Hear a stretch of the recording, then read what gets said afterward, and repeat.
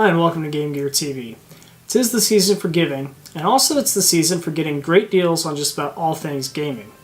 I picked up a few different things over the holiday sales, and the first thing I want to talk about is the SteelSeries Rival 600 mouse. I've been using this mouse now for about 3 weeks, and I'm really excited to share my thoughts with you, so let's jump in. SteelSeries generally does well in packaging, and the Rival 600 is no exception. The presentation is nice, and the contents are reasonably protected. Inside of the box is the mouse itself, the detachable USB cable, a small rubber case with extra weights, which we'll talk about later, and a manual. The Rival 600 comes with a 2-meter long, non-braided detachable USB cable. The entire surface of the mouse has a nice soft touch texture applied, but it can get a little oily at times.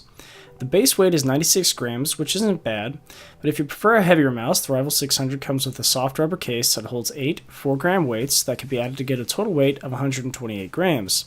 These can be added by popping off the 2 side plates, which are attached magnetically, or as another option, if you don't care about having any extra buttons on the sides, you can leave the side plates off and lighten the mouse. There are 8 individual lighting zones for you to customize the RGB to your heart's content. It has 7 buttons which are fully programmable. The foremost button on the left side is a bit difficult to reach. I could do so with an aggressive palm grip, but it's not the most comfortable. But with any other grip, or if you have a smaller hand, you will have to adjust to reach that button. Another item to note is the DPI switch. It is a single button that allows you to switch between only 2 settings. It's not a deal breaker for me to only have 2 settings ready to go, but it's something to keep in mind if you like to have 4 or 5 settings on the fly. The DPI can be adjusted in increments of 100, from 100 to 12,000. The left and right buttons use SteelSeries' proprietary switches, which they rate at 60 million clicks. They feel really good, and I think all the buttons have satisfying tactile and audio feedback. One of the signature features of the Rival 600 is its use of SteelSeries' TrueMove 3 dual sensor. Essentially, there's a sensor for your movement and a sensor that detects when the mouse is lifted off of the surface to cut down on unwanted movement when you lift it up. Alright, let's do some click therapy so you can get an idea of how the buttons on this mouse sound.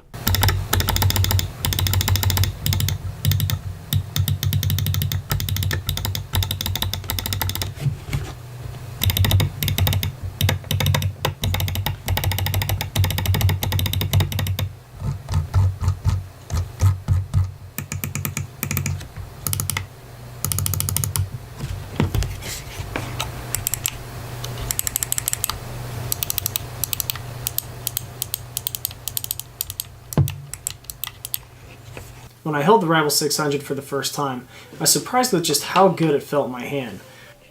Ooh. That's got a nice feel to it. For me, the size is perfect for a good palm grip. And speaking of grips, SteelSeries recommends either using a palm grip or a claw grip with this mouse. I've also had a lot of success using more of a fingertip grip, with the exception of I can't reach that foremost button. As far as gameplay is concerned, this mouse has performed admirably. The movement is smooth, and I haven't noticed any issues with tracking or acceleration. I feel like I've landed some twitchier shots than I did before, and sure, it hasn't suddenly made me the best player in the world, but I do feel like I'm more precise with it. And ultimately, that's what I want out of a mouse. I want it to be an extension of my own natural movement, and for the most part, I've gotten that with the Rival 600. For software, the Rival 600 uses SteelSeries Engine 3. It's straightforward to use without a lot of extra fluff. You can customize the buttons to function as any mouse, keyboard, or media function, as well as set them to launch a certain application or things of that nature. You can also program macros to any of the buttons. I don't personally use macros, but the programming process seems easy enough. From here you can also adjust your DPI for the 2 settings and the lift distance. You can change your pulling rate, which comes in at 1000 by default. There are also settings to change how the mouse accelerates and decelerates, and an angle snapping feature which claims to help keep your cursor more level to eliminate human error. As far as RGB illumination goes, you can set any of the 8 zones to a steady color, shifting color, breathing, reactive, or off. You can also do a wave effect across the different zones. I really enjoyed using the Rival 600 for the last few weeks. It has a great hand feel, and the physical design is solid and not overly complicated, and the software is simple and easy to use. There are a few things I would like to see changed on future versions though.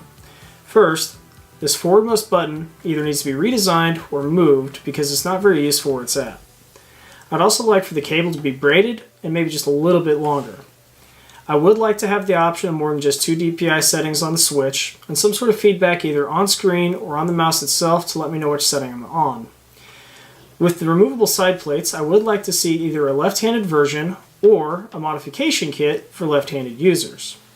Overall, I think the Rival 600 is a great mouse and I have no issues with recommending it. Let me know what you think of it in the comments or what your go-to mouse is. Be sure to like, comment, subscribe. As always, thanks for watching, and I'll see you next time.